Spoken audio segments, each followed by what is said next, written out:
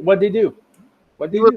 He was going off in just a bagel shop, like how women don't like him because he's short. And I'm like, are you sure it's that? You sure it's just not your fucking attitude? Yeah, usually, whenever anyone blames one specific thing, it's other things. I mean, I can list like at least 30 different reasons why women didn't like. Whoa, me, what the hell is going on? Are we live? We're live. I had the echo from the live stream playing all of a sudden. I thought that I forgot to mute it. So I was like, why is Danny talking and Jamil? Is there a delay? No, we were talking about the bagel shop dude. Yo, that guy, I saw that video. I watched the full video this morning. That was hilarious. He was like, "You're not my god. You're not my father." Yo, he sounded like an animal, like an anime character right there. You're not my god. Basically, yeah, that dude was short. He was like 5'1". He was Vegeta after he goes bald. Oh shit. Listen, I'm taller than Vegeta and him, so that's all that matters. Yeah. How tall is Vegeta? He's like 5'3", 5'4". He's like 5. I think. 5'3". No, his official stated height I think is actually 5'5", but I'm not sure. Oh, really? Damn. That no, I think Wolverine's 5'3". Yeah, Wolverine's 5'3". That's insane. I can't believe that. Wolverine is actually the same height as my girlfriend. So. Yeah. How does that feel? How does that feel? Well, I mean, standing next to her, Wolverine would be very easy to pick up. He's very portable. So I can understand why the Hulk likes to toss him. Do y'all know that Wolverine is? I just realized something. Wolverine cannot be circumcised. Wait, what? Wait, Jamil, is this what keeps you up at night when we're all asleep? Yes, actually, it bothered me. No, man. No, California you know what bothers wild. me? You know what bothers me? Dragon Ball can a fused being like take that vest off, or is that just part of them now? That is a good question. And if they do, what happens to it when they defuse? Like, are they shirtless? Is that both their shirts then, or what goes on there? I got a question.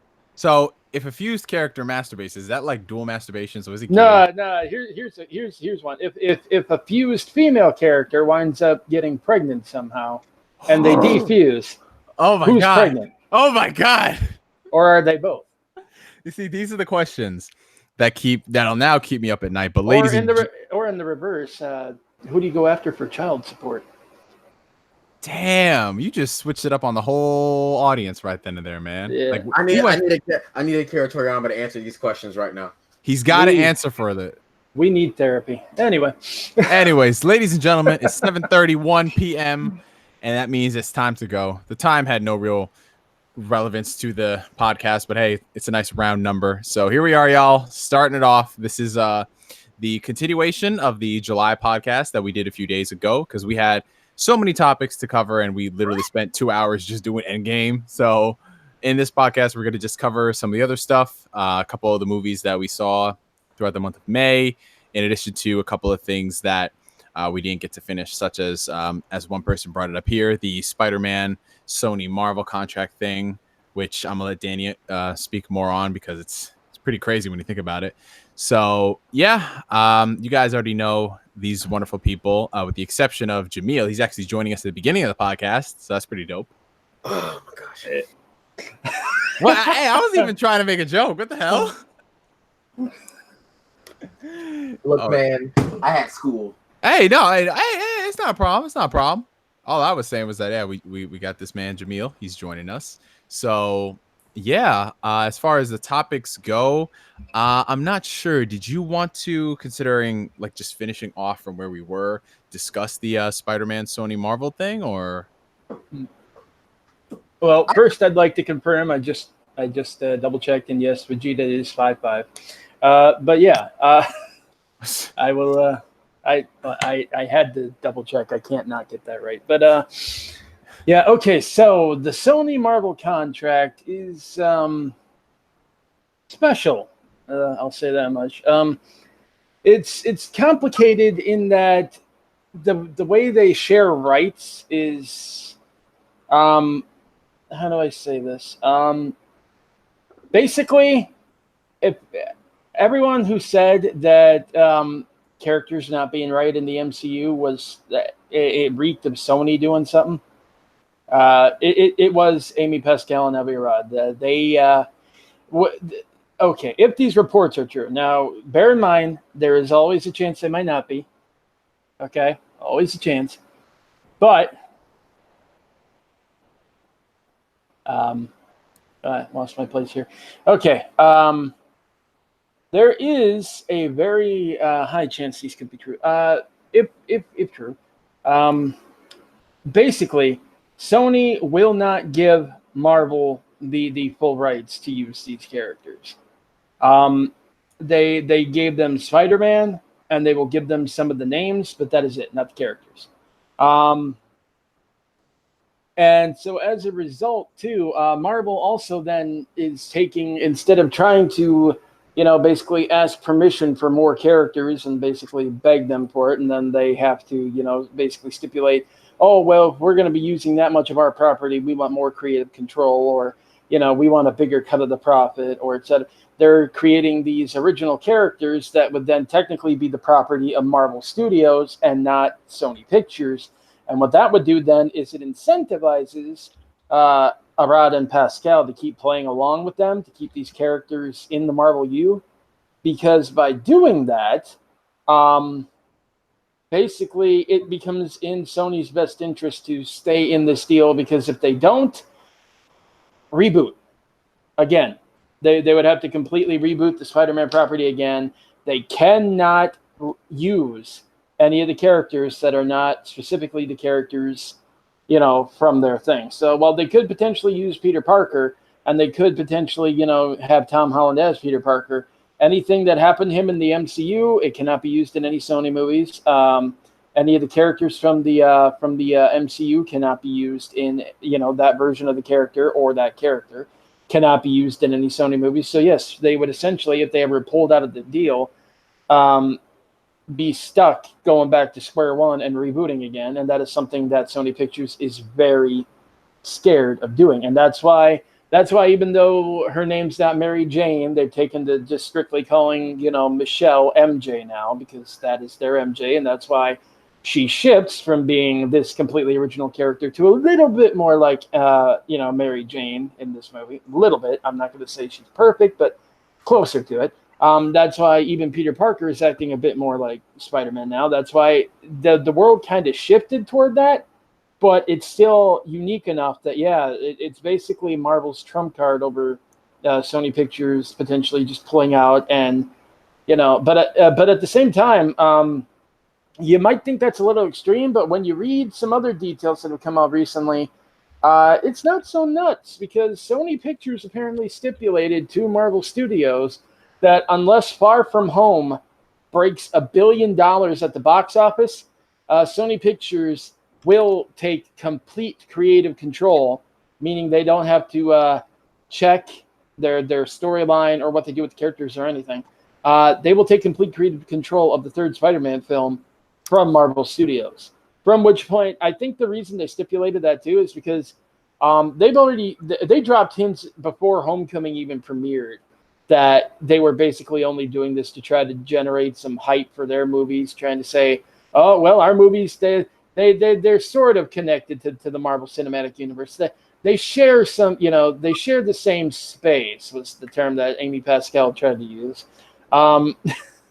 And I think what they were maybe hoping would happen, or planning to do, is setting that kind of somewhat unrealistic bar for this movie and stipulating, if you don't meet that, we're taking complete creative control. And then they take control of the third movie.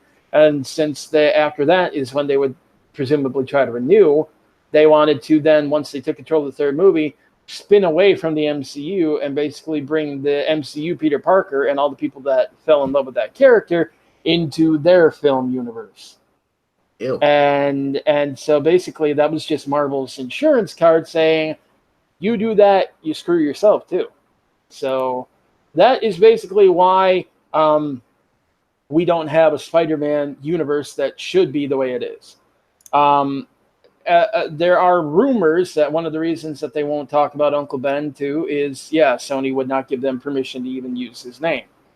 I don't know how true that one is, just because John Watts seems willing to talk about Uncle Ben like off screen and to the press and his place in their universe, but like he won't confirm anything, you know. So on the one hand, he seems willing to talk about him, which almost makes it sound like he can. But on the other hand, the fact that he won't even confirm that Uncle Ben died in their universe does kind of make me wonder, you know, how much of that is him and how much of that is, you know, we can't use him, you know. So it's a mess. It's kind of a mess, and a lot of it's because Sony's kind of feeling themselves. They were already kind of, you know, scheming from the moment they signed this deal, and now they're really kind of feeling themselves, especially after Venom turned into a box office success purely by luck. That's the funny thing. Venom was supposed to be this really serious, dark, edgy, like pseudo horror movie, and it turned out to be so bad that people actually thought that it was supposed to be so bad it's good, like a comedy. And that's when they started marketing. Like if you look at their Venom marketing for China, which they started marketing and it premiered after it came out here. But if you look at their marketing for that, they started straight up marketing that as a comedy over there. Like they rode that wave. So because they lucked into one movie doing good, and because of the success of the Spider-Verse movie, they're really feeling themselves right now. And you know, Marvel was, frankly, from a business standpoint, smart enough to at least ensure that Sony's a lot less likely to pull out of this deal and screw them over, because if they do, they'll basically be screwing themselves over too. Well, I just checked the box office for Far From Home. So far, it's at 847 million. Oh yeah, I mean, I'm pretty sure that it's going to break that billion. But okay, but yeah, I mean, it's ugly. It's ugly. It's corporate, and it's kind of depressing. Why are they like this? Well, you know, nothing like this had ever been done before, and I'm going to give Kevin Feige some props though, because he knew something was up. Like even the Amazing Spider-Man 2, like love it, hate it, whatever. We're not here to discuss that right now, but financially it was successful. It was, and then but see the goodwill, you know, but wasn't there. People weren't, you know, getting as invested in this, which I could rant on that. That's a whole other topic, especially with the whole MCU thing right now, but I'm not gonna. It's tempting, but I'm not gonna. But you know, what they basically then did was decide they're going to sign a deal with Marvel Studios to get him in the MCU. They're going to get people invested in this new character. You know, they're going to wait and see how much people like him, and when they see that people like him, they're going to yank him back and try to use that to catapult their own movies again. And Feige kind of smelled that coming, and he was smart enough to do something to make them a lot less likely to do it. So, yeah, that contingency plan in effect. Yep. Well, to be honest, you know, the thing is, I know a lot of people are crying conspiracy surrounding this, like, oh, that would never happen. But I mean, based off what we know with Sony and the hacks and the top brass over there, a lot of this is very believable, especially in like right now, like Sony is on cloud 9. They have a lot of clout, especially after Venom hit almost $1 billion. Spider-Verse won an Academy Award. Now they're thinking to themselves, you know what, we can do this ourselves. Doesn't matter if he's in the universe or not. But yeah, I mean, it makes too much sense, like way too much sense compared to like all the differences. Because here's the thing, like some of the stuff that they'd have would be so good, like insanely good, insanely accurate. It fits really well. And then other things are just different for the sake of being different, which is so weird considering, as I'm sure you guys have noticed, like as more time has gone on, as we've gotten more of these Marvel movies, they've all gotten progressively better, you know? Mm-hmm. And when they make changes, they're different, but not different for the sake of being different. They're different within the context, and it works. But here it just seems like, yeah, we're going to not talk about this. And the whole Uncle Ben thing, I want to speak on that for a second, because we talked about this, Danny. Mm-hmm. A lot of people seem to think that Uncle Ben is an interchangeable character. A lot of people think that Uncle Ben is no different than the Waynes. And I think that's what really bothers me more than anything. Oh, yeah. I mean, I've actually seen, like, comic book threads and posts and then Twitter threads and Facebook rants and even a couple of YouTube videos suggesting that Uncle Ben, you know, while he's important, he's not necessary for the character. Like you could swap him out for any other character and have basically the exact same story, you know, like while he's important for Spider-Man, he's not vital to Spider-Man, that kind of thing. And I mean that's a crock. I'm gonna straight up say that's a flat out crock.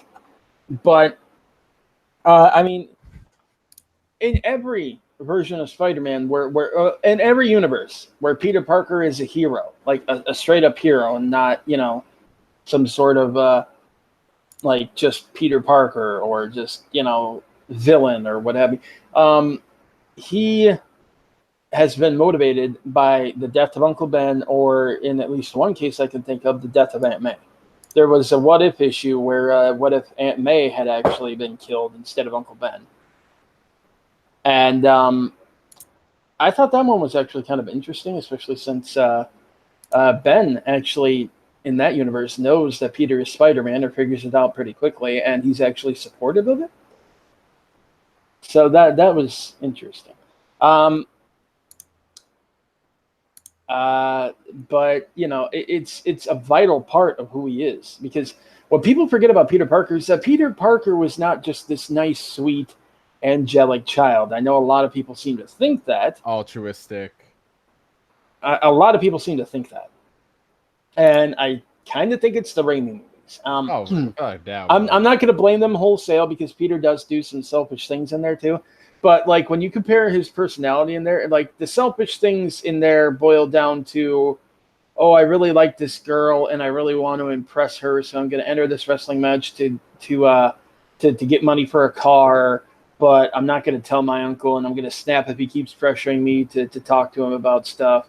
You know, that wasn't him. Like Peter Parker in the comics, the first thing he thought when he got those powers is, I'm going to get that money. You know, I'm gonna find a way to monetize this. He did the underground wrestling thing.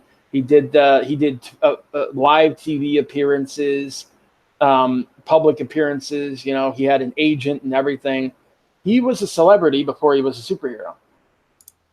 And the thing is, you know, like he let that go to his head, and his attitude about the whole thing too was that, you know, with that money, it was all his. It was all him. You know. He was only going to look out for number one. He'd look out for Aunt May and Uncle Ben because they had always looked out for him. You know, he'd get them some money too. But otherwise, the rest of the world, they can go hang themselves for all he cared. That's an exact quote, by the way. Like he was not a kid with a good attitude at that point. And it was, you know, like it took him seeing that self-centered behavior is literally what got his uncle killed. Like, not even incidentally, not even outside the play. Like, here's the thing too. In one thing that I will say, even about the Amazing Spider-Man too, is one thing I didn't quite like about the way they handled that. Like, it's a nitpick, but it's I think it's a slightly important nitpick. Is that when Peter, like, basically tells the cops, you know, not my problem, not my job, you know, maybe if you were better at your job, you wouldn't need my help, that kind of thing. In the Raimi movies, and even in the Amazing Spider-Man movies, he does it sort of as payback for somebody who screwed him over, right? And in that sense, it kind of makes the thing a little bit more sympathetic, right? Like the guy at the register, you know, literally wouldn't let you buy the thing for because you were like 3 cents under, and he wouldn't let you use the take a penny thing, which is what it's there for. You know, something that petty. And then the guy like holds him up, tosses you the milk, runs. It's like, yeah, whatever, you were an ass, why should I care? The wrestling thing, you know, I'm supposed to get $2,000 and you only gave me this, and it's like, you know, I missed the part where that's my problem because, you know, I need that thing. So in that sense, it's payback. And to a degree, it's got a sympathetic bend to it. In the comics, the comic origin, he just straight up, you know, there's no sympathetic bend to it. He's just straight up an ass about it. Doesn't care. Literally does not care. It's just not his problem. That's his attitude. Not my problem. I don't care. Ben's death, and it wasn't even an incidental death either, because it happened like days later, and it was when their own home was broken into. Ben was gunned down in his own home. And he finds out that, I'm the reason that this happened. Me. If I had done something about that, if I hadn't just decided that it wasn't my problem because it didn't directly affect me, my uncle would still be alive. That is what motivates him to become Spider-Man. When you suggest that that's interchangeable with literally just anyone else, or for any other reason, or, oh, he just became Spider-Man because he was a good kid. No. That doesn't work. That bandwagon shill thinking, to be perfectly blunt. And the worst part is it's shilling for something that's not even necessarily there. Because to the MCU's credit, even though they can't specifically mention Ben, at least in Civil War, they did very strongly allude to him. Yeah. So you're that's not even in the movie you're trying to defend. So I don't understand why they do that.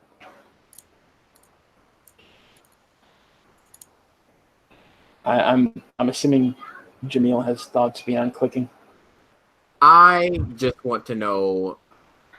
I just want to know what Sony would gain from all this. I mean, I know that you like you pretty much explained it all. It's just that it's just too many variables. It just seems like it's just being a lot of petty business nonsense is all. It's I don't think it's really worth it. Well, see, that's just it. To them, it is because you got to keep in mind, Amy Pascal and Avi Arad are very petty when it comes to their grievances and their desires and their everything.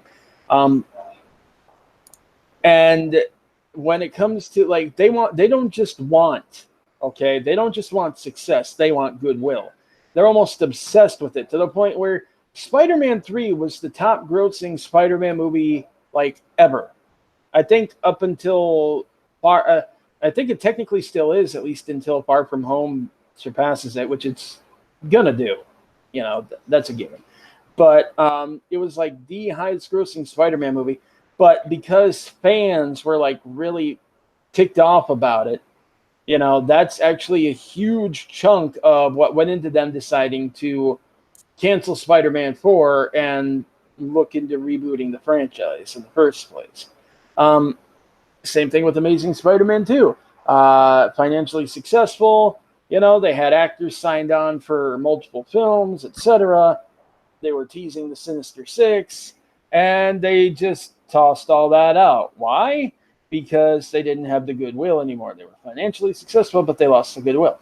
They want both, and it's not. They have this weird mentality that once they lose it, it's not something you work to get back. It's you got to toss everything out and start over from scratch.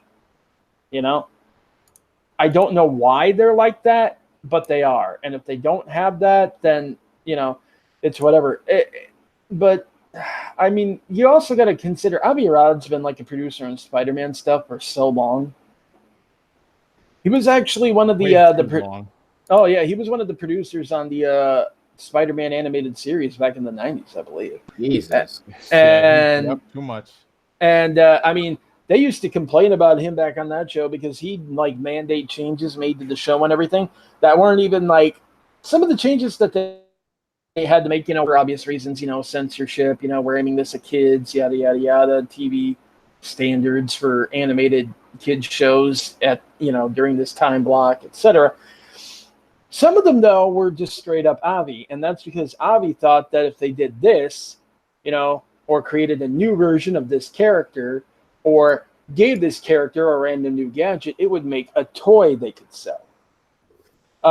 One of the people on the animated series staff famously said that Avi Arad, if he could get away with it, would actually create a team of spider people, each one a different color like Power Rangers, just so he could sell the merch.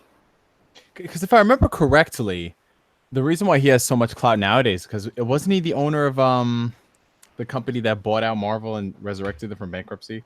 No, that was Disney's the one that actually resurrected Marvel. So No. In the 90s. In the 90s. You remember Oh, no. when Marvel was about to go bankrupt? Oh no, it was yeah, no. They didn't buy out Marvel. They kind of bought into Marvel. But There we go.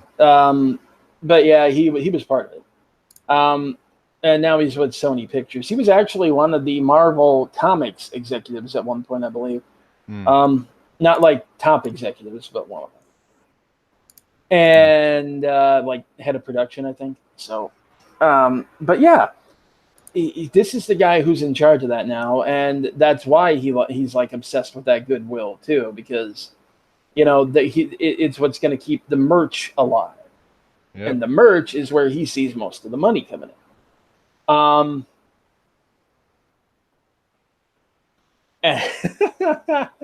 And then you have Amy Pascal. Amy is just conniving. She will do whatever. She'll do things that don't even necessarily make sense on paper outside of her resume, just because it's a good business move, and she likes being able to take credit for that. So even though it kind of doesn't make sense from like from our standpoint to agree to work with Marvel Studios only to try to catapult everything back later, from a business standpoint to her, it's a savvy move because it could stand to make, at least for the short term, her company a lot of money. And then we'll just worry about the rest as it comes. So considering that these are the people involved, I'm not surprised that this stuff's happening. I'm just trash. Honestly, yeah. I mean, it makes a lot of sense based off what we've seen before in the past and just the quality and the caliber of these people. I'm just so surprised that, and like I said, Hollywood, it's that business where you just kind of fail upwards regardless of what you do. Just based off like the emails from the Sony hack and what Amy Pascal says and everything. It's just, but yeah, we'll see. I mean, obviously the deal is going to be renewed because Far From Home is going to crack $1 billion. Oh yeah, at this point it does not make sense for Sony to not renew it. Like, I mean, they could try, but I'll say this: if they seriously think that goodwill is going to follow them if they do that, they're in for a very rude awakening. Mm-hmm. Exactly. So yeah, they'll likely re-sign it. Yep. Well, that's that, ladies and gentlemen, as far as what Sony's going to do. Comic-Con is literally a week and a half away, so we're going to hear the future plans of well, it's not really Phase 4, but what Marvel's got up their sleeves. So we'll make sure. What we're not going to hear about? What? Morbius.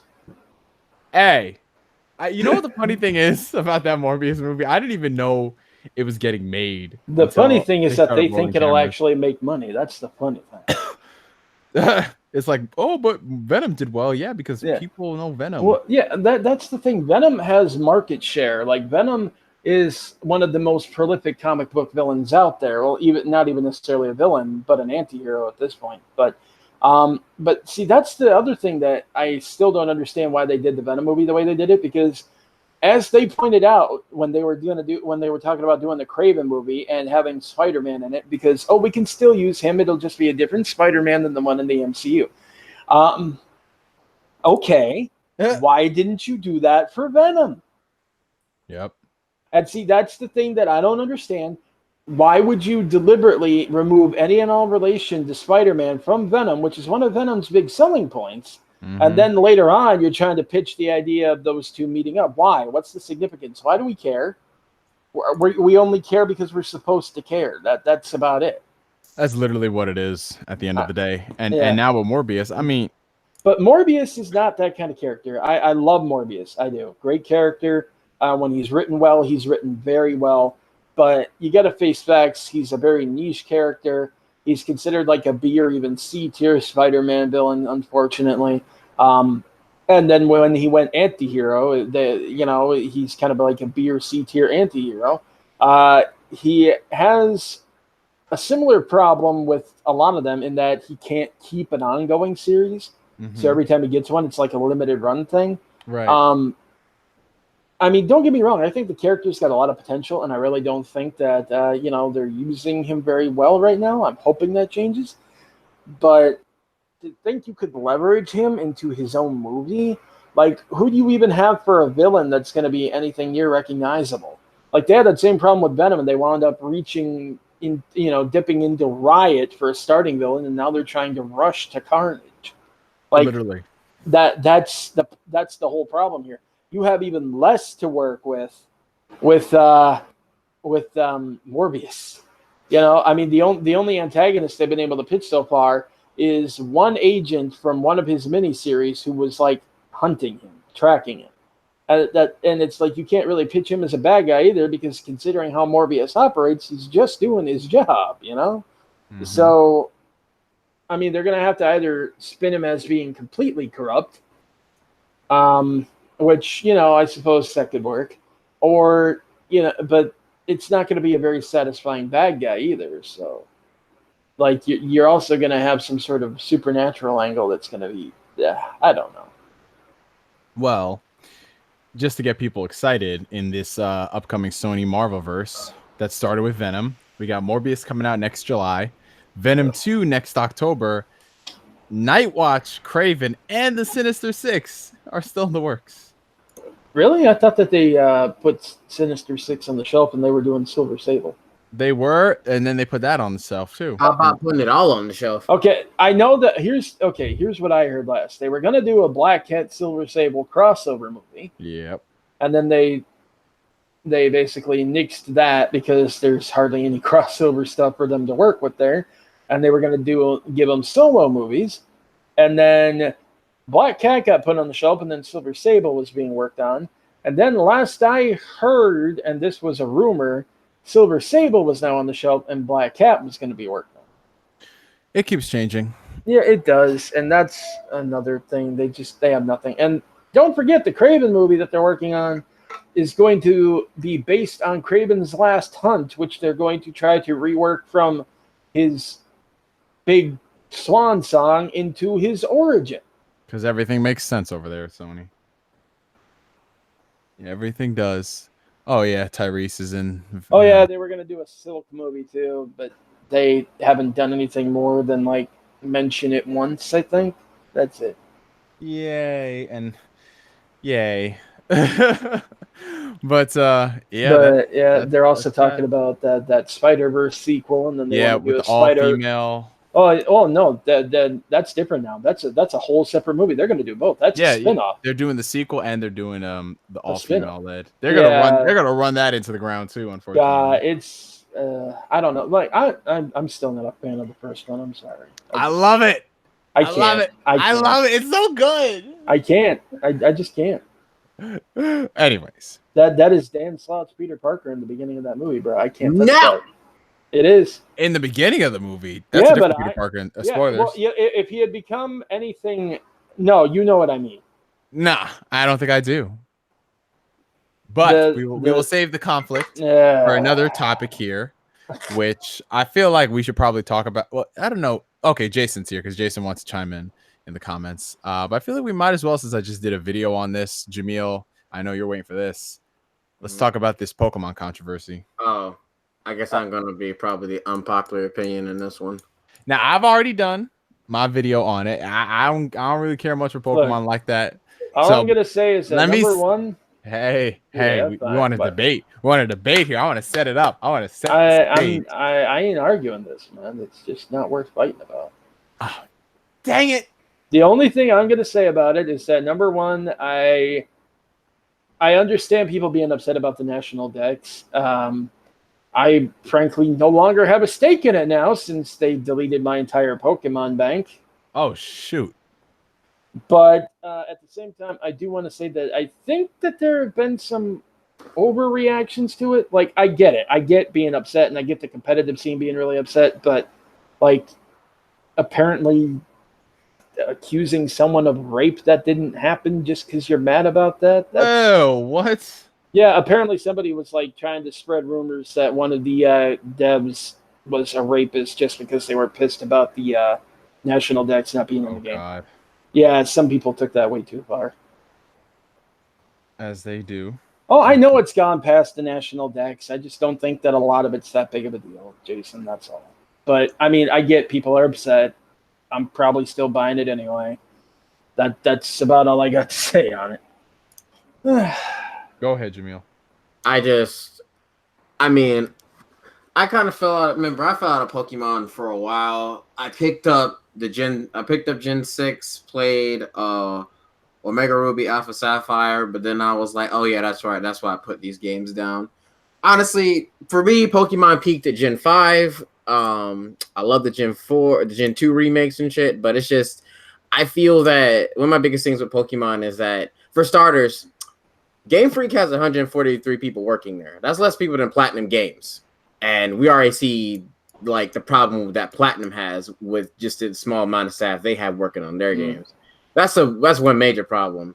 Like, I don't know the exact amount of money Pokemon makes. I think it was somewhere like I saw someone on Twitter say 90 billion. I'm like, I don't know if that's the exact number. I don't know if it's that much, but it's a lot of fucking money. And the only reason that they won't delay the game has very little. It's nothing to do with us. It's literally because they're like, if you delay the game, you have to delay the trading card game and the anime. And I'm like, but what the fuck does that got to do with me? Like, none of that really matters. And then the fact that the animations are trash and I don't know, man. Well, you also got to keep in mind, though, everyone keeps just saying that Game Freak needs to hire more people, and they do. In fairness, they do. But at the same time, I can understand why they're a bit reluctant to, considering the fact that I think they're still working under an old contract where they actually get a significantly smaller piece of the pie than they should, considering how much Pokemon is blowing up, for one. And for another, you also got to keep in mind that the games, the core Pokemon games actually only make up like a smaller percentage of what the Pokemon brand overall makes. And Game Freak themselves only get like a percentage of that smaller percentage. So while it seems like they should be rolling in the dough, they're really not. Nintendo and the Pokemon Company are. And that's another, I mean, like I said, it all just goes back to like that same corporate thing. That's another thing, which is funny because I remember Nintendo saying something earlier about how they care a lot about, like, you know, their employees' working conditions and shit. And I'm like, granted, I know Nintendo doesn't fully own Game Freak or the Pokemon Company, but I'm like, well, I think that if people want better Pokemon products, something's got to give. Nintendo and, you know, the Pokemon Company and shit can't hoard everything. And then, you know, because more or less, this is all just going to happen again. Like, we're going to be saying the same thing when Gen 9 or whatever the fuck next main Pokemon game comes out. Yeah. Something has to give.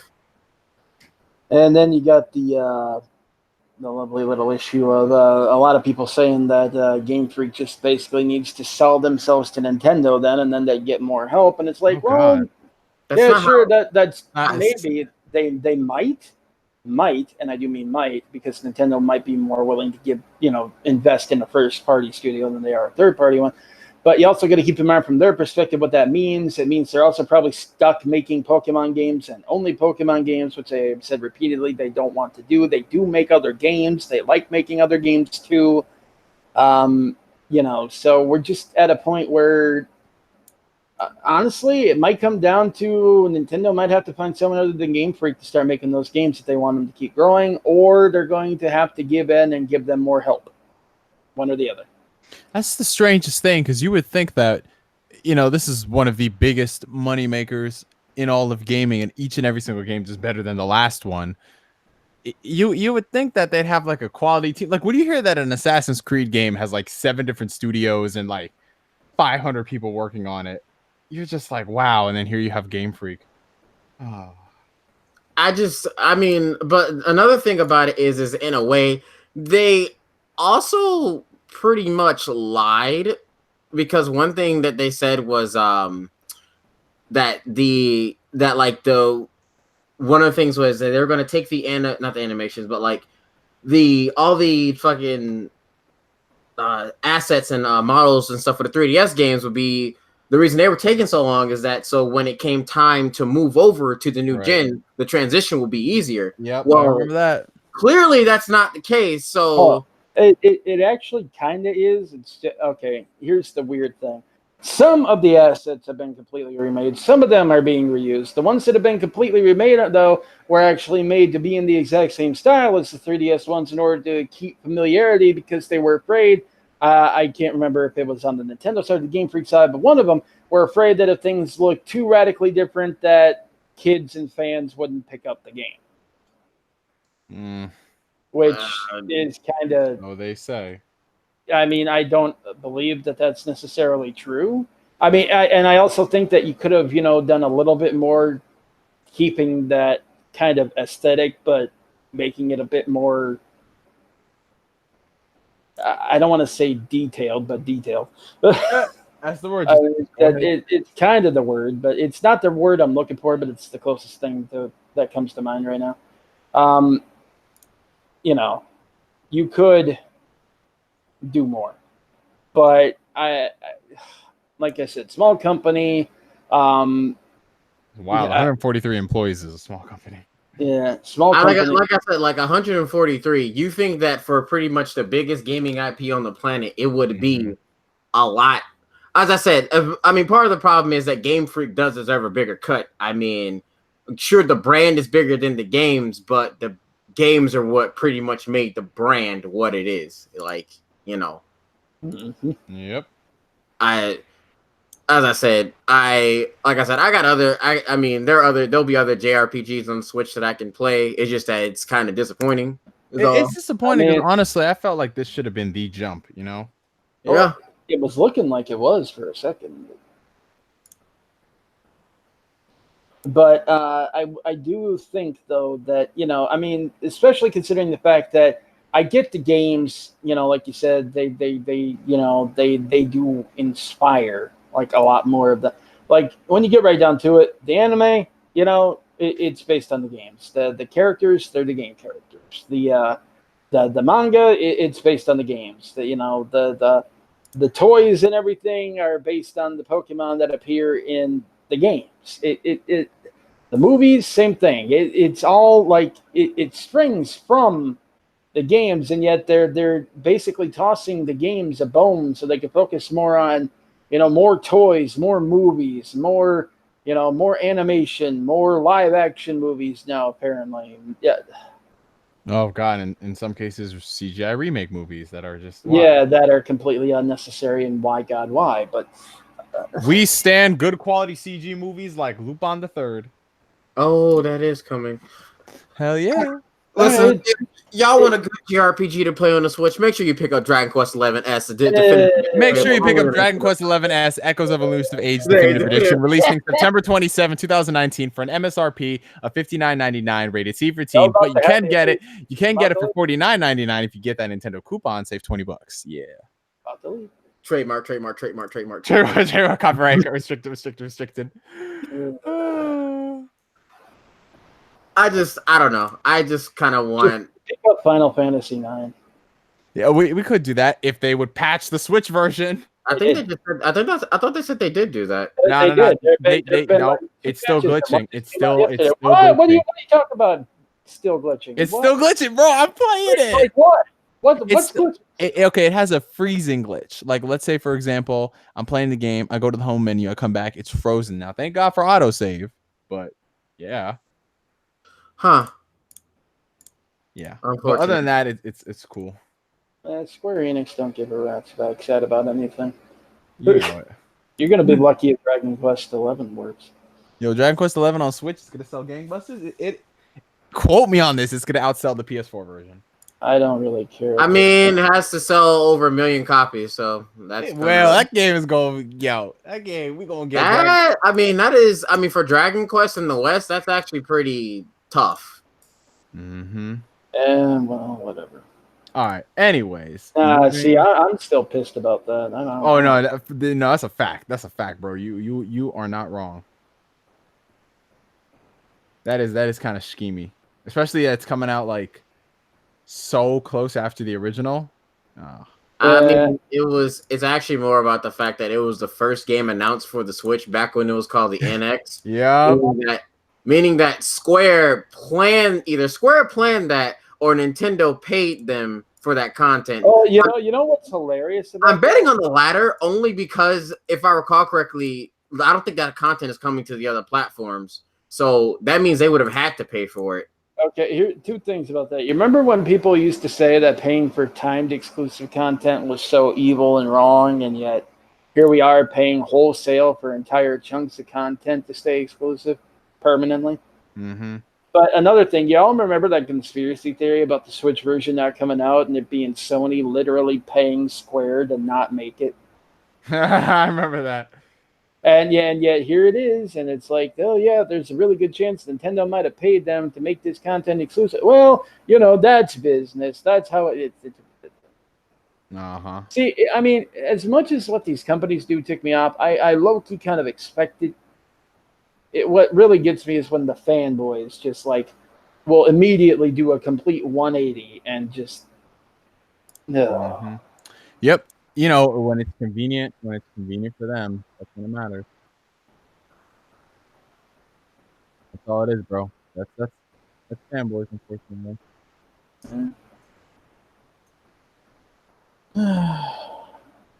There's also Digimon for Oh hell yeah, that dual pack coming out. Yeah, y'all don't buy that game, I'm gonna come after your kneecaps. I'll just say that much. That game is like the better version of freaking. I ain't gonna say anything. I'm gonna be nice. No, it's a good game. They're good games. They are good games, and yeah, sure. Second one almost feels like DLC. Something that could have been an expansion pack, but it's a good expansion pack, and I still don't regret paying for that. Oh no, not at all. I heard it gets better. The DLC. I was like the first. Oh well, I mean, there's some stuff in it that they tweaked a little bit. I mean, I'm still pretty early in the game. Same. I kind of had to set it aside for a while, and then other stuff came out, and it's like, well, I kind of want to, beat that. It'll be a lot faster to beat than this RPG, and then more comes out, and then more comes out, and it's like I got to take the time to just sit there and get to work on that. But I'm fairly early in the game yet, but there have been some tweaks to it that I do like that are kind of an improvement over what was in the original one. So yeah. Yeah, so that comes out. That comes out what, October or November? I think it's out October, late October, and it's I think it's $40 for both. $50. Oh, 50. Well, still $50 for both. Deal. That's a great deal. You ain't got no excuse. Also, make sure you pick up Ni no Kuni. That's coming out for the Switch in September. God damn. Oh, are people still playing the whole? If it's not the remaster, we're gonna boycott game. They're doing that? Oh hell no. Yeah, they were. What difference is going to be there besides 60 frames? They did the same thing with Persona 5. 60 frames and 60 frame is a big. Wait for a Ni no Kuni game? I mean, okay, hold on. No. We are not gonna play that Ni no Kuni needs 60 frames per second. We are not. Runs great on PC at 60 frames, so why not? What sense is there for a turn-based game to be 60 frames, bro? It do not matter, Chris. Oh my god, this dude Jamil's the type. I want to play Risk in 4K 60 frames. Oh, why not?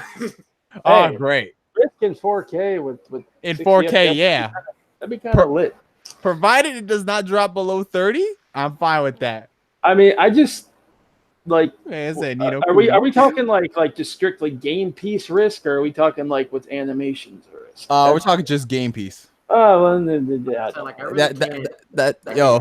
this man Jamil wants 4K 60 frame per second. We got that echo going on. Hey man, if P5 Royal was 60 frames, I'd be lit.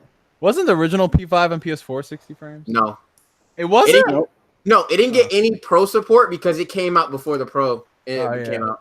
I thought with the boost mode it would just unless they hard encoded 30 frames. I thought the Royal was designed to use the pro hardware though. So that's what I'm saying. It might be 60 frames then. Okay, yeah, that'd be cool. But why would Sony need 60 frames? I don't know. I just said it'd be cool. I'm not saying that it's. Thank you, Danny. It'd be cool, but this man Jamil's like, I need my 60. All right. You know what? Pokemon needs that 60 frames because playing that thing on the 3DS. Oh god. Okay. Oh yeah. That thing was 12 glorious frames. 13 frames per second. Oh yeah. Gen 5 Pokemon was 60 frames and that was lit. It was? I don't even remember. Yeah. Yes. What do you say, Chris?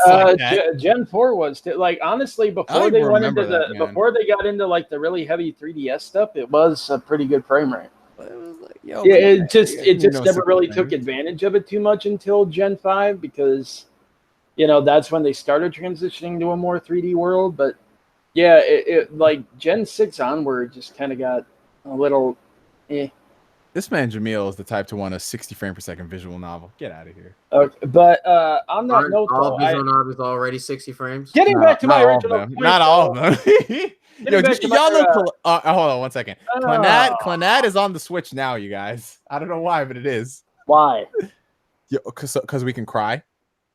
Who could? Yo, what do you mean you know? No, I need my characters to at least look human if they're supposed to be human. I'm just no, but they look like good anime characters as opposed no, to have you seen those eyes? Clannad? They look like they were residents of Chernobyl, Chris. What? Yo, that's an insult. I take offense to that. But anyway, yeah, I'm my dead. original That's point though is that they're doing the boycott Ni no Kuni if it's not the remaster thing, just like they were doing the even if we got P5, I'd boycott it if it's not the Royal, and just like that, they were actually threatening to boycott Dragon Quest if it didn't have enhancements. So they bugging if they really gonna boycott freaking Ni no Kuni. What do you get? Okay, 60 frames and the effects. Like that's the only difference. The game is still the same. And people are used to the Switch versions being like not the best versions. It's a handheld. I'm gonna say that. I thought it was a hybrid console. it was a hybrid console, and only the haters said it was a handheld until the Switch Lite was announced, at which point it was always a handheld that connected to the TV, and only the haters expected it to be a hybrid console.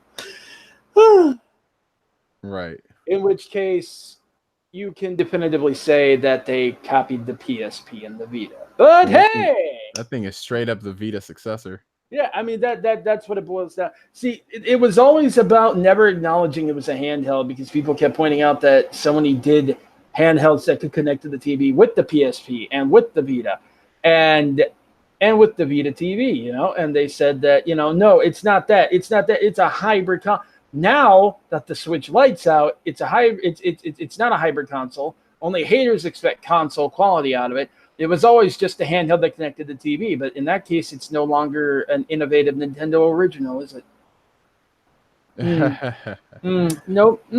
Shucks.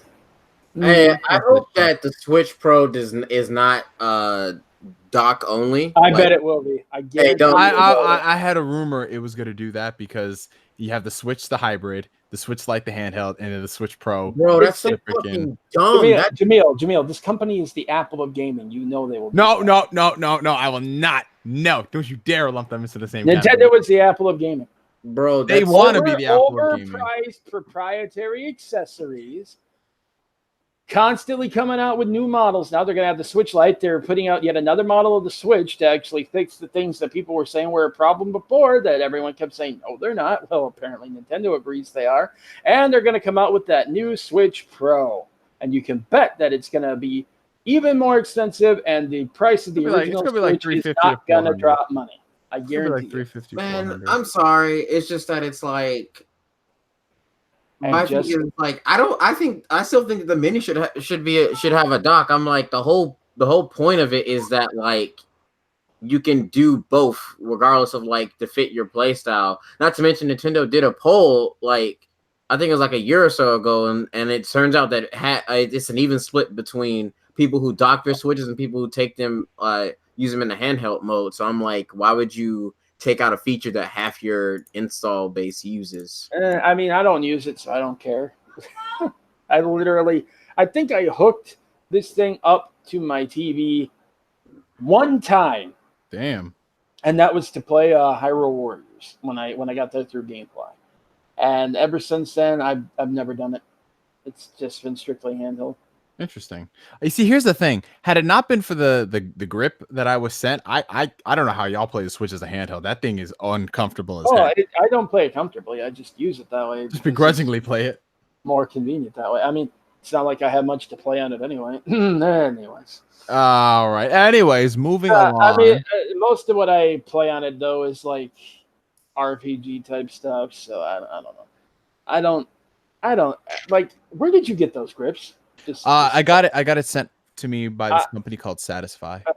I might need a link to where I can get some of those. Sure, I will send that to you. That could probably be a big help. Dude, it's so comfortable. I do not ever play the Switch in handheld mode without it. And if I do play without it, it's in tabletop mode. Because I'm still debating. Like, I was gonna get a Switch Lite, just straight up trade for one, but you know, then people brought up the Joy-Con failure, and it's like, now my Joy-Con hasn't failed. I mean, oh, I know. My problem is literally on one of the Switches I have anyway. Literally everything but the Joy-Con seems to be going. That's the worst, honestly. But I understand. Like, I'm not gonna sit here and deny there being a Joy-Con issue because there is. People just gotta. But no one wants to say that. Did I tell you the most recent problem I have with that? What happened again? I'm sorry. Oh yeah, my the first time the charger port just died. Had to get it sent in. I'm 99% sure that instead of actually opening it up and resoldering a working port there, they just completely chucked the whole thing because somehow mysteriously in the repair process all my data was lost. And also the Switch I got back didn't have the issue with the right Joy-Con, not clicking on there properly like my old one did. So anyway, so I'm pretty sure they stick drift. Yep. I've seen that stick drift. But I mean, mine was just the Joy-Con came loose because it would slide off if you put too much pressure on it, even without hitting the button, which it didn't do anymore when I got it back. So, but I mean, I guess maybe they could have fixed. I just don't see how that would have cleared all my data out there and had. Everything I've noticed that whenever you send certain systems like that back to Nintendo, they always clear the data, and I'm like, why are you doing this? Well, that's another Apple thing. Anyway, but I'm not kidding though. That Apple repair works the same way, and I'll never understand why they keep insisting they can't just replace this part. They have to replace the whole board, and since they solder everything to the board, including the SSD, there goes all your data. Yeah, unless you got their paid backup service, but I digress. But like now, the speakers on that one, they stopped putting anything out. It's like it's permanently muted unless you have headphones in. And I went into the settings. I even made sure that mute, when unless headphones are in, was turned off. Everything, it just won't put out sound now. So it's like the speakers are dead. Out of control. Yep. Out of line. Out of pocket. Which that's part of why I was tempted to trade in the one I have, since I only use it for a handheld anyway. But then it's like, no, because what if the Joy-Cons fail? And then it's like, oh great, well. So I'm just kind of stuck here in the realm of Nintendo uncertainty. Yep. Unfortunately. Anyways, moving on to the next topic. Yeah, the next topic. Yeah, the next topic, considering there were some movies that we did see throughout the months that we haven't discussed. Well, I want to start with the most not with the most recent one, but the one that you've seen, because you literally just saw it, John Wick 3. Oh man, that movie, bro. That's art. Yeah, that's the best way to describe it. The cinematography in that movie is plain art. The choreography is beautiful. The lighting is beautiful. The way they frame things is beautiful. The story was like Keanu Reeves is beautiful. He's not beautiful. He's breathtaking. Yeah, you're right. Yeah. Anyway, but yeah, I want to talk about so much about that movie. Like, there are so many things about it, just so much to unpack there. And I do love the theme of consequences and the fact that they just kind of, like, a lot of movies like to dance around the idea of there being consequences for any actions that your main character takes. Yeah. But in this, it's like they're consequences, and they're pretty inescapable consequences. And it's, and I liked that because it really did address the fact that he's in a situation that realistically he can't just fight his way out of. So how does he get out of it? And a big focus on like the importance of like relationships and how the rules that supposedly separate us from the animals sometimes, it's like in the case of the High Table, at least, they're like living like slaves practically. And I mean, literally, it's literally serfs and fealty. They even use the term fealty. But yeah, I mean, some of the fight sequences and everything were incredible. But what really, really gets to me about that movie is the ending. Oh my god, yeah. Oh my god, that pissed me off so bad.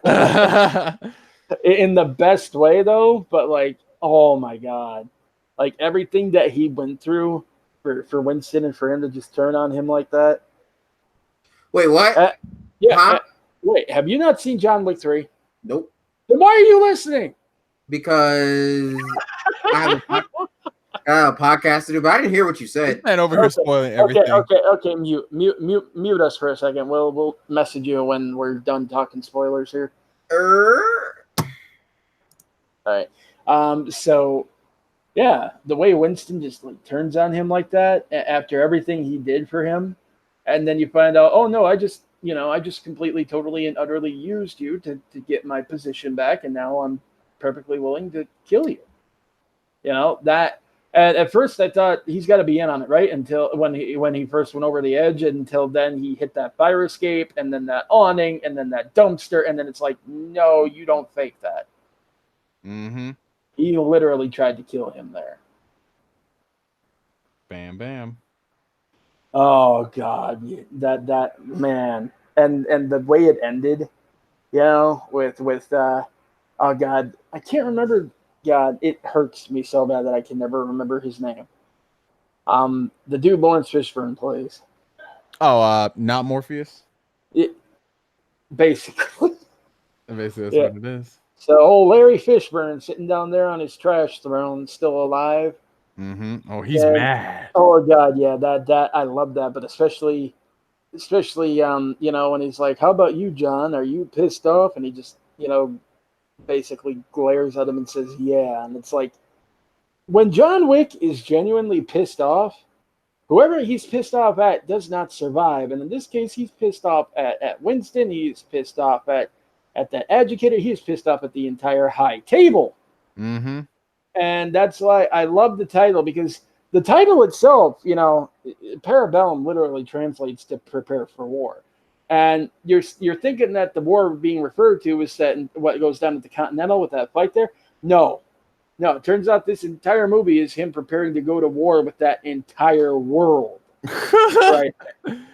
Like, they should have just let him go. They should have. But no, they kept trying to pull him back in, and and they're going to regret it now. This man is a savage. Oh, they're dead. They're all dead.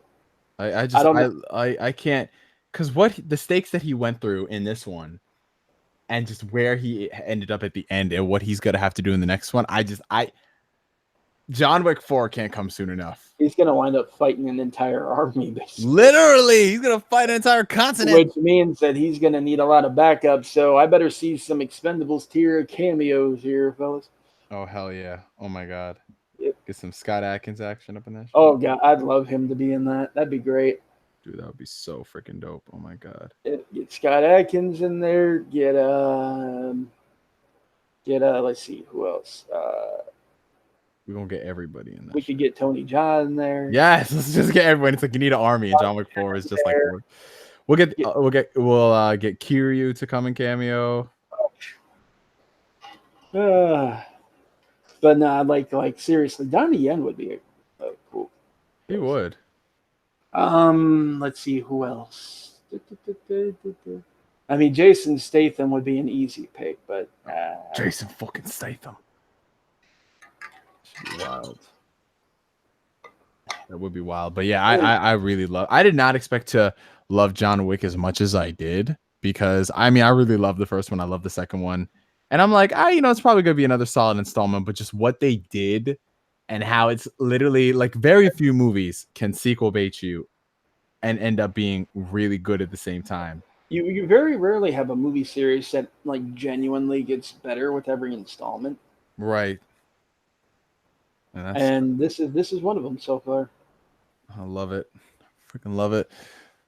So someone said Scott Adkins maybe like a Yuri style. Oh, Boyka? No, Boyka. They can't do that. They can't do Boyka, that. No. They need to either let him do like the whole let him do the ninja thing. He's actually pretty good at that. But speaking of, you and I, we got to watch those and do like a dual review. Oh, most definitely. Yeah. People they gotta be woke about the greatness. Yeah, but Nah, he can do the ninja thing pretty well, but he can also just straight up do the assassin thing pretty well. He's played more than a few. You know, he can be American, he can be British. Hell, just let him be someone from the UK. I don't think we've seen too many people from there in the Wick True, verse true. yet. So yeah, let him be a contact from there. Someone he used to work with. It could be anything. Like I don't. The thing is, I would want it to be like an original type character. I don't want him trying too hard to be like a Boyka or like a anything else. You know. Right. Oh, but that Batman attitude, he's got that in like a lot of his roles, bro. Almost definitely. So, oh, like Avengement. Oh my God, Dude, this we man should. was out of control. That's another movie you and I need to talk about.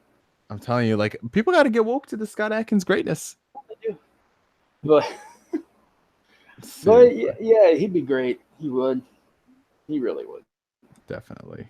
All So, right. Message Jamil then and let him yeah, know. tell Jamil to come back.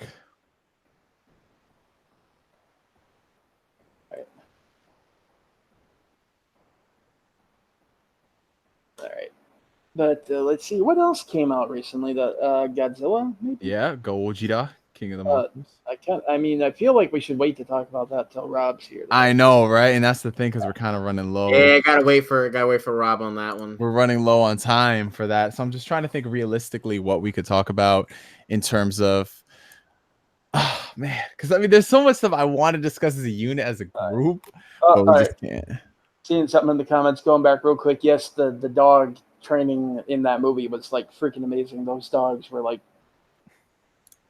very Real well trained. stars. I was Real impressed. stars. Like even if it's just movie training, I was extremely impressed in how well trained those dogs were. That was nuts. Mm-hmm. All right, but yeah, moving onward. What else did come out recently that we've all seen? I've seen some movies that I just, but I don't think you guys have seen them. Oh, like what? Aladdin. Oh, Ha! I didn't right. see that. What? I said I did not see that. Okay, well then we can't really talk about that. I He mean, got so bro, excited. He's like, "Yo, I didn't But see why would we though? Isn't that movie like mid as fuck? It's very, very the- mid tier. Depends on who you talk to. Some people hate it, some people love it, some people are meh. I don't see how people can love it. I don't know. I haven't seen it, so I can't comment. Yeah. I mean, I know there was a ton of topics that we had on a list to discuss, and now they're nowhere to be found. And most of these Disney remakes are movies that I kind of want to see, but like not rush out to the theater to see. So I just wait for them to come out. Show up on Netflix. I mean, we could talk about what do y'all think of the Disney live action remakes, because I've seen a few at this point. I've seen. You know what? If I'm being completely honest, I don't think I've actually sat down and watched one all the way through. Are you serious? That is the Jungle Book? Oh, the Jungle Book. Yes, I did see that one. That's the only one I've seen. That. Yep, that one. Yeah, Which I liked a lot. I've seen the Jungle Book. I've seen Maleficent. We don't talk about Maleficent 50 Cent. I'd rather that than freaking what we got. I've seen that. Alice in Wonderland, the first one, which you kind of forget is what catapulted all this stuff in the first place. What else did I see? Aladdin. I know I've seen something else. Oh, Beauty and the Beast, unfortunately. Ugh. I didn't watch that one. I was kind of tempted to, but then someone said that Emma Watson has like more auto tune than half the rap albums out these days. Yep, that's an actual fact. So I just passed. Good on you.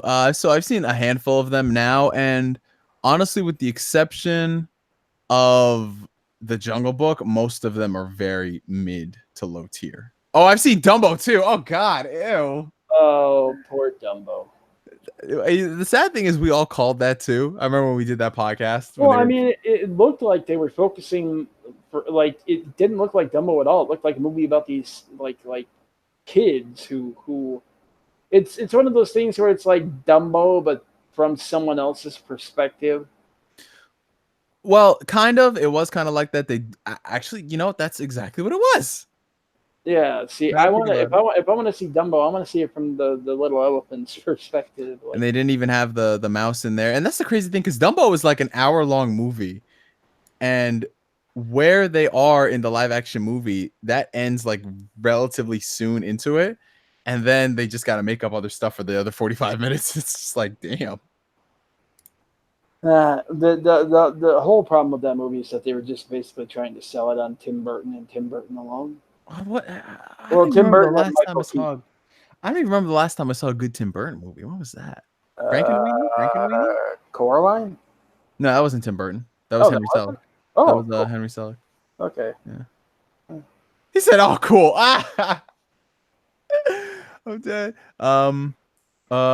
Someone said Scott Adkins could have been Batman. Yeah, yeah. He could have been. I mean, oh God, I feel so bad for that dude in that case though, because that audition that leaked, like for some reason when sites started like uploading it and everything or sharing it, they kept saying that he put up that audition and he didn't do that. And I really wish they hadn't done that, because what a lot of people don't realize is that especially if you like send in, you don't get like they didn't do an open audition. Okay, so he was solicited for one.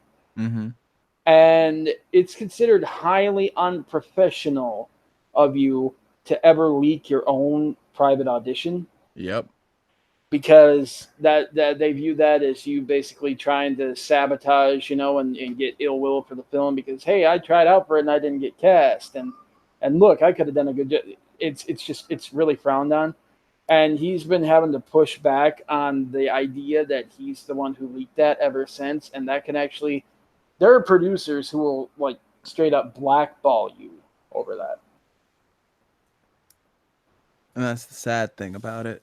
And that's the thing, because I know there's this that could actually hurt his career. Right, and there's this whole conspiracy going on now that we see with people who say that, well, if something leaks around the time of something major happening, like with the whole recasting of Batman, people say the actors do that intentionally to bring awareness to it. And I'm just like, not all the time this happens. I see where y'all coming from though, but Yeah, nah. especially since, I mean, the biggest reason too that he said that it wouldn't even make sense for him to leak that in regards to Batman recasting rumors or whatever is because that was something that he was auditioning for in terms of the Ben Affleck role.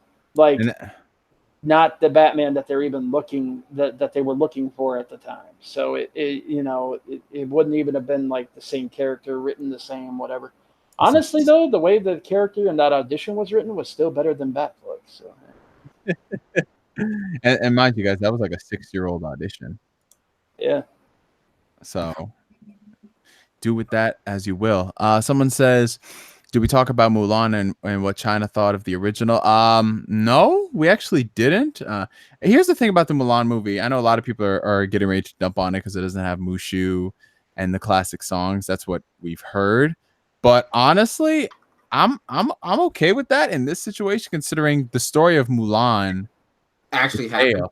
Exactly. The tale is very, very epic. And I think it could be done very well. So I don't need I mean, you also got to understand that Mulan is okay. Mulan's complicated because Mulan is a real person, an actual historical figure. And you have that. And unfortunately, we don't know a whole lot about the historical Mulan because even though she was an important figure in Chinese history, she was still a woman. So, yeah. And then you have the folk tale that's spun out of that. And so what they're mostly doing this remake based on is that folk tale of Mulan, which they're hoping is also going to be a bit better received over in China. That being said, how do I say this? I don't really take too much offense to like what they did in Pocahontas with some of the spiritism stuff in there and the cultural stuff in there. So, like, I think that some people might kind of be taking way too much offense where none was intended with the original movie. But, it's whatever. China's like a huge market now too for movies, so I understand why they're doing that. But in the end, I would like to see a depiction of the original folktale, and everybody's been too scared to touch, that story since Disney did their animated movie because they'd be, accused of ripping off or whatever. So, So who better to do it then than a company that will probably be accused of ripping themselves off anyway? Probably. Someone said you guys should have supported Missing Link. Well, here's the thing. I wanted to see Missing Link if it was playing in my theaters. And this is okay. We can talk about this for a second. Wait, what? So Missing Link was, as I believe, the last movie from Leica, the animation studio who did like Coraline, and they did Kubo and the Two Strings, Paranorman. Good studio, very good studio. Mid-tier studio in the sense that they're not trying to make like widespread appeal animated movies. You know what I'm saying? Yeah, but they're very good. They're very good at what they do. So one thing I've noticed, I'm not saying this, that's you in particular, Hollow Man, who's saying it, but one thing I've noticed with people who, whenever there's a movie that comes out and it's a big movie and it overshadows smaller movies, people complain like it's that movie's fault that the smaller movies don't do well.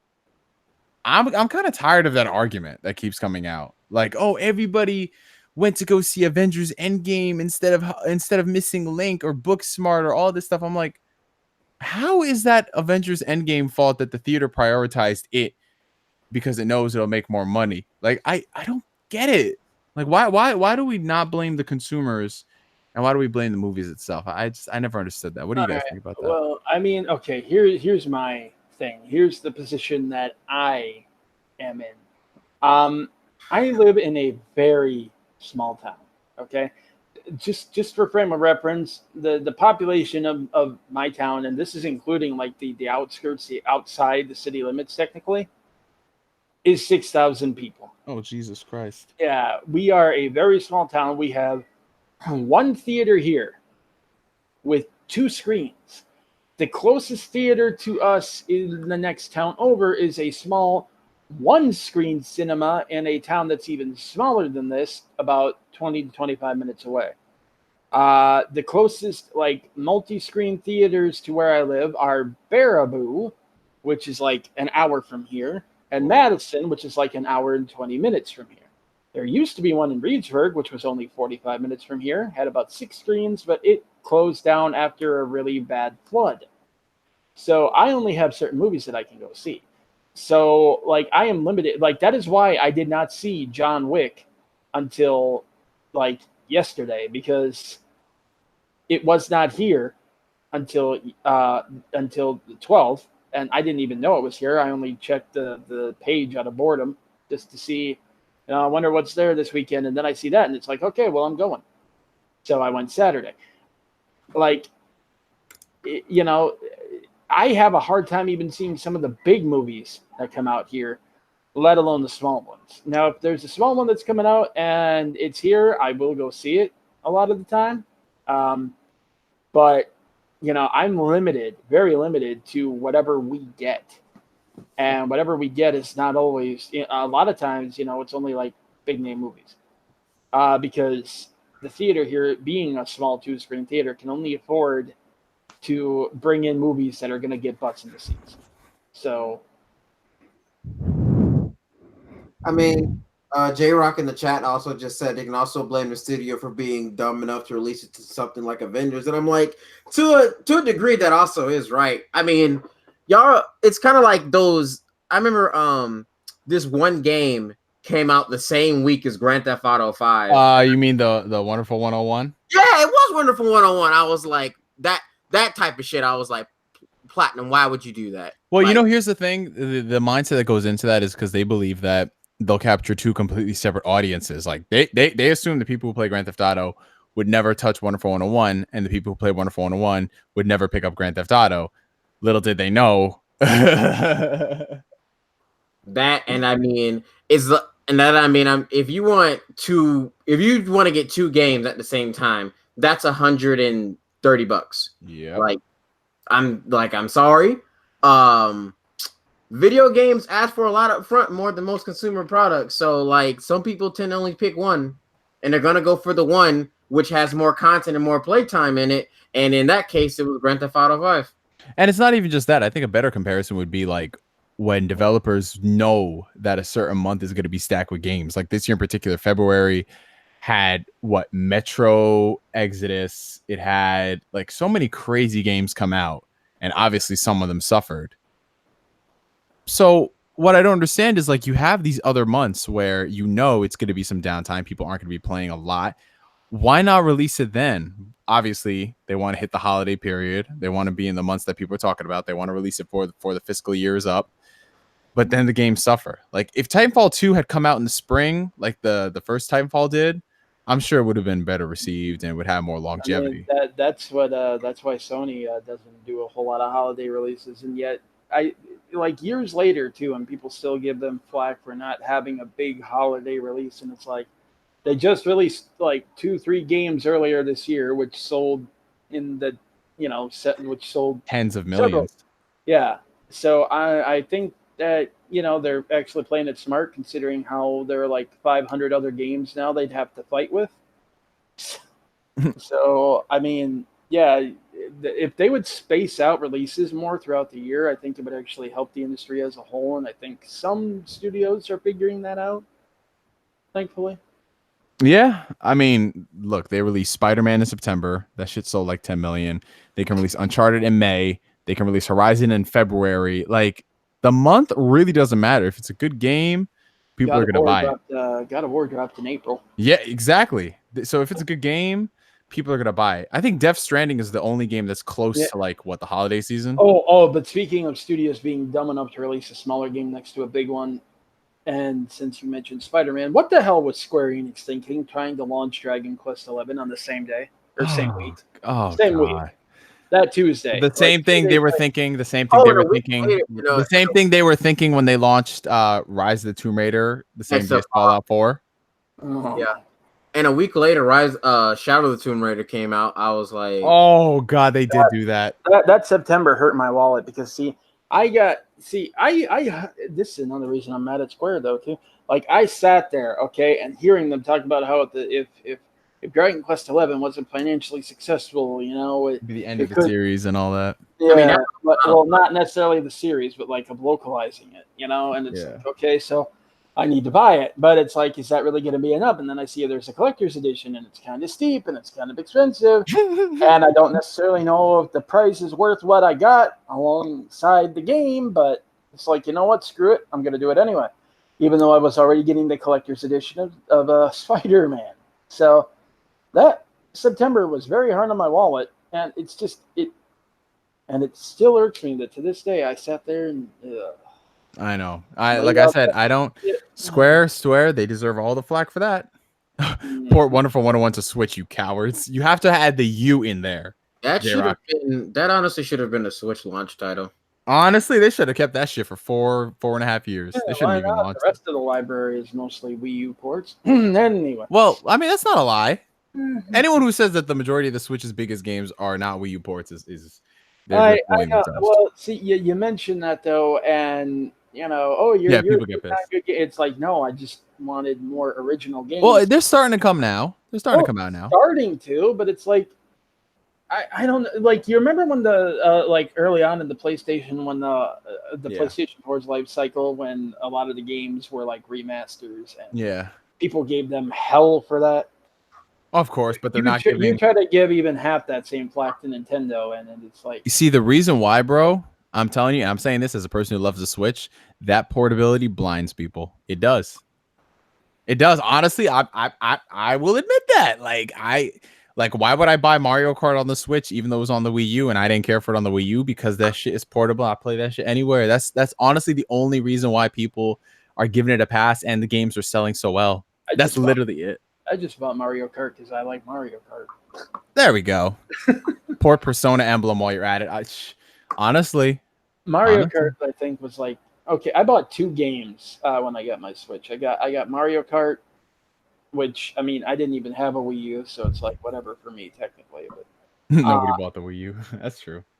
Well, I mean, I got Mario Kart and I got Mario Odyssey. Oh. And I will say this.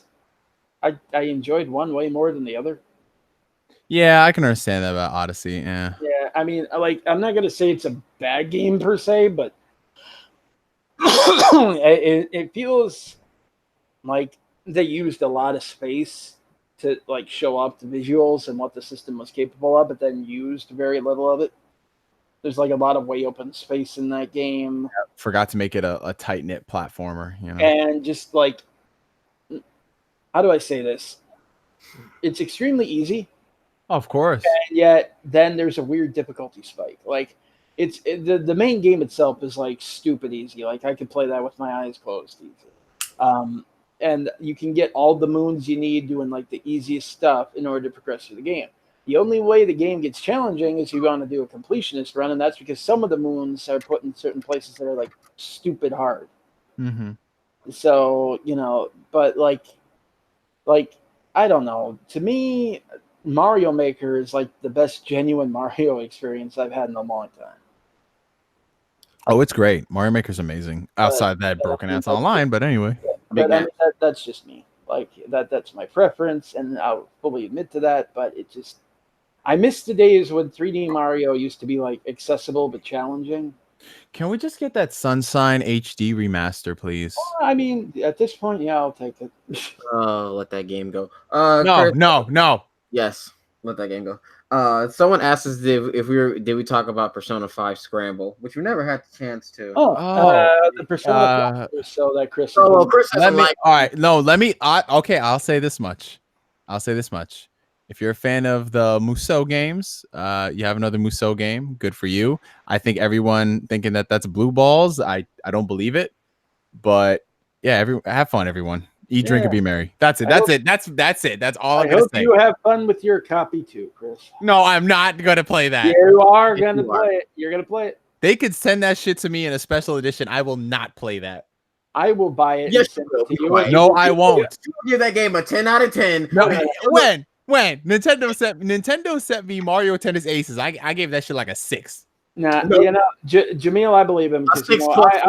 I believe him though. I gifted him comic books years ago. No, this is not the dog pile on Chris Howard. Yes, it is. Read Spider-Man, Chris. Tomorrow. I promise you. Chris. Really? I need to see proof. You better be posting covers. I will definitely. You gonna do a mini review for each issue, boy? I'm gonna download everything right now. What did everyone think of E3? It was E3. That's it. E3 was kind of lackluster, honestly. Like, really? I mean, some of the announcements that wound up coming out of it were cool, but like the stage shows and everything, that shit was lame. Hella lame, man. Someone said, you said you were gonna buy all third-party Switch games. Nah.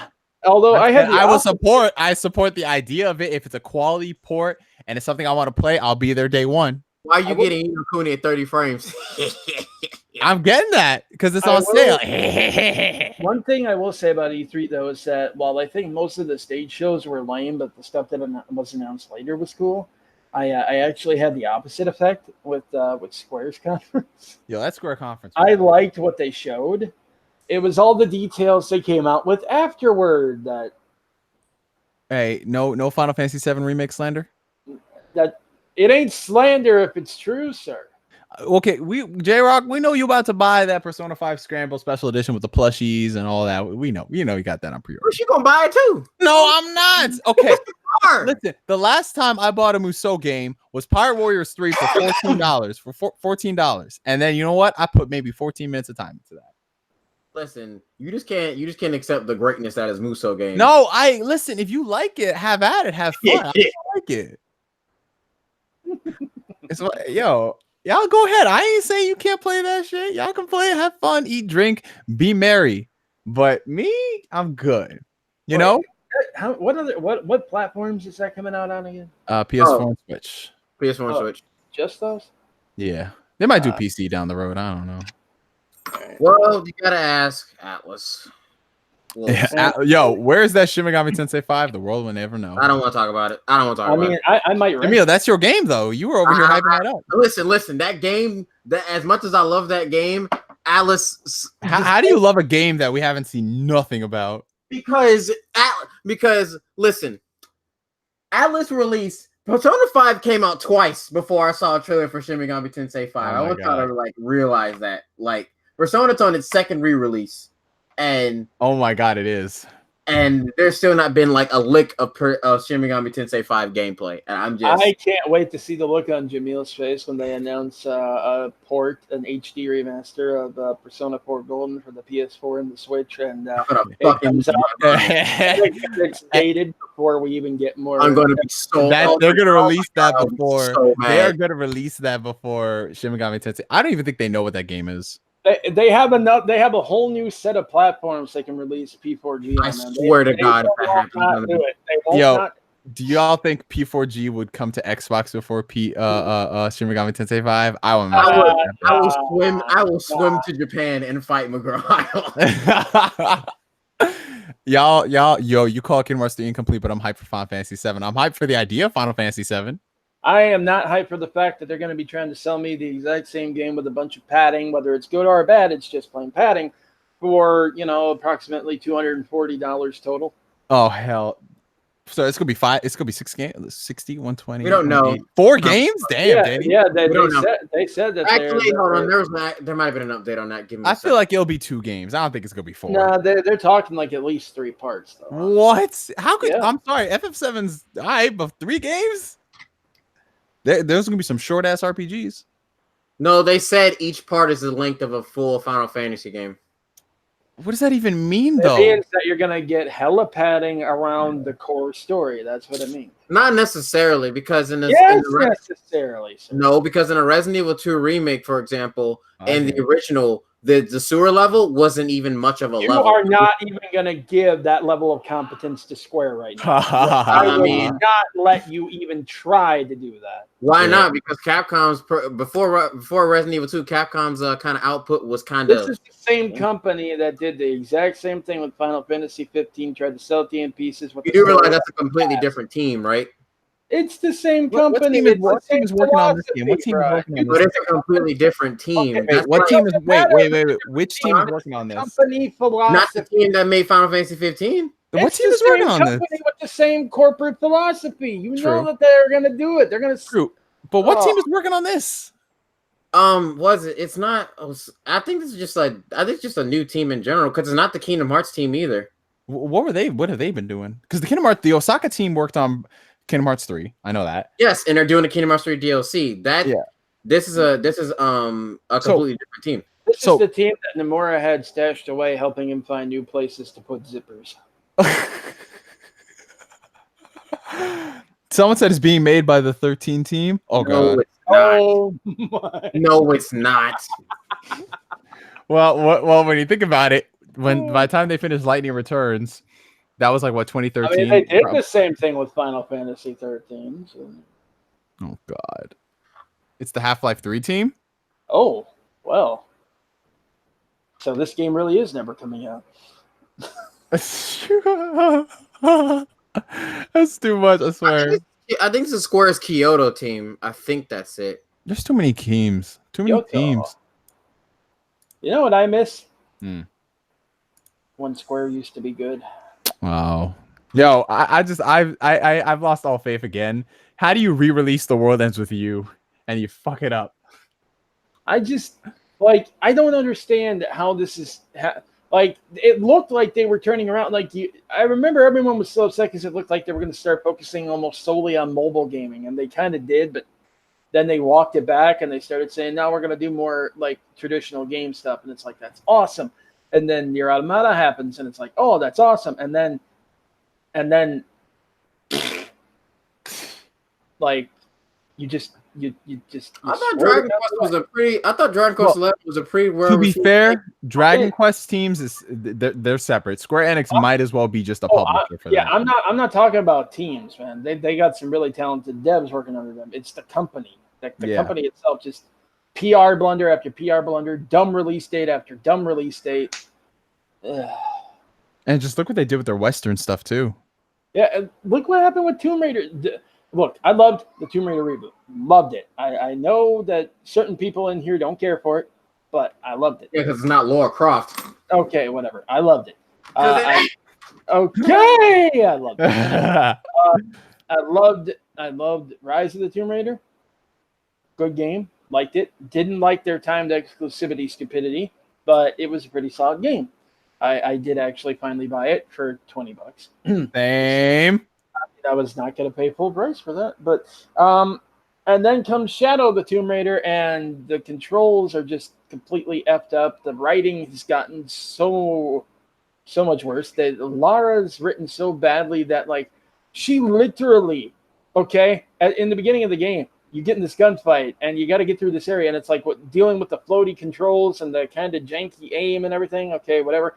I try to advance in the story. I figure I'll adjust. I'm going to get through the story, see how it concludes. When I see her, go around this corner and stare down the street holding up this gun, and somehow a group of like 5 guys sneaks up behind her, and she didn't even think to look the other way. What? Before walking out from behind cover. Like, yeah, she was a dumbass. Was this story?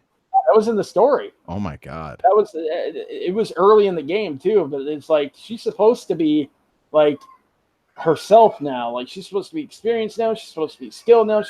It's like the moment I saw that, it was like, between this and the controls, I just I don't care. I deleted that like instantly. Damn.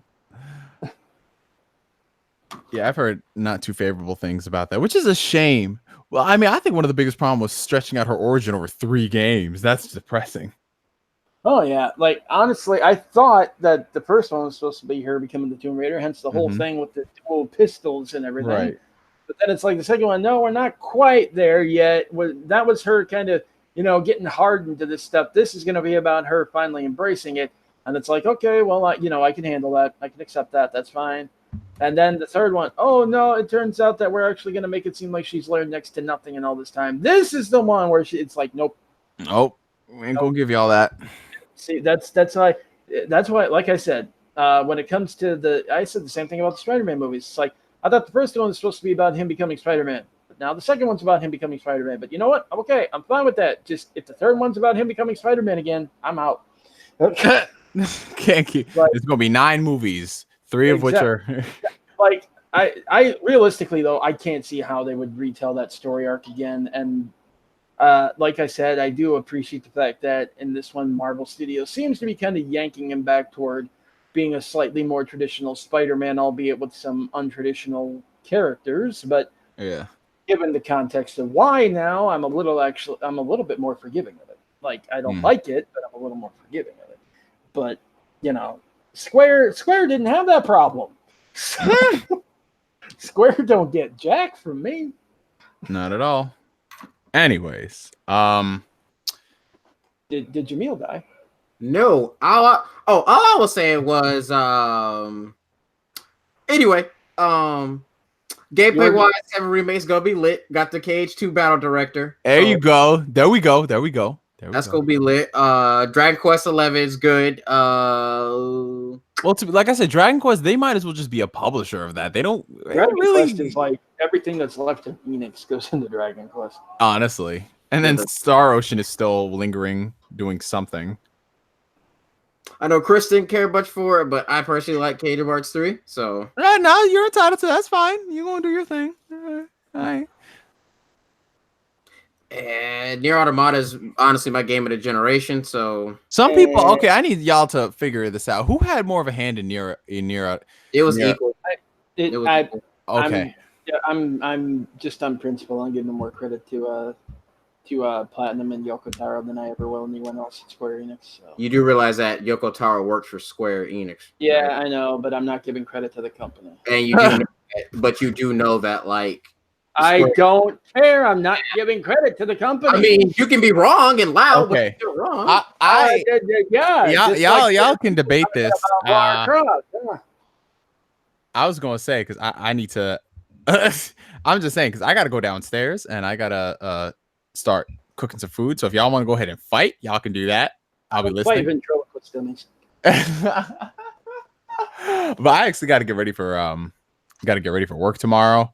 I still got to get stuff done. I really want to talk Godzilla, unfortunately, but Rob's not here, so I guess we'll save that for the next podcast in August. All right, can we need to do an entire episode on why Jamil has wrong opinions about Square Enix. I feel like that'd be a nice episode. Honestly, a back and forth between the two of you. especially because No. Jamil hasn't been here in a while. We should do one on about why Danny can't let Nintendo be great. Oh, see, I feel like that'll also be Nintendo another can't good let episode. Nintendo be Nah, great. nah. You can't let Nintendo be great. I ain't holding them back. Their own stupidity is. True. I ain't gonna deny that. I love the Switch, but hey, when Miyamoto comes out, he says we haven't fallen behind on online. I'm just like, all right, bro. Miyamoto, oh my God. Miyamoto. I have so many things to say about Miyamoto, but I won't. We'll save that for the next time. No, it's just not worth the death threats. Oh yeah, you know that. How dare you? That's my uncle. Yeah. But yeah. So, all right, y'all. We ending this. Shit was fun. Shit was lit.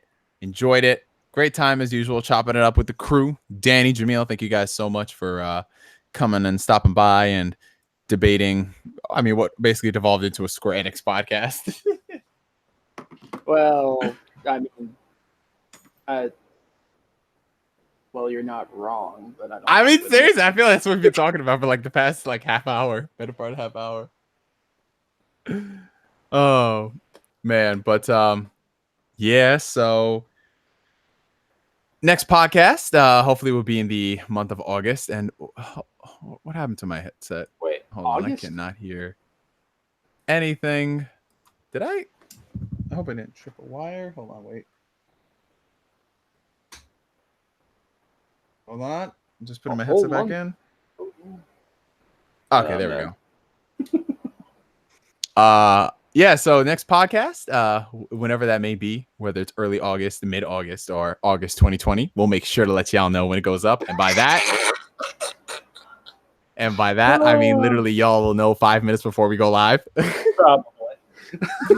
But yeah, y'all have a blessed evening. Have a great week, and peace.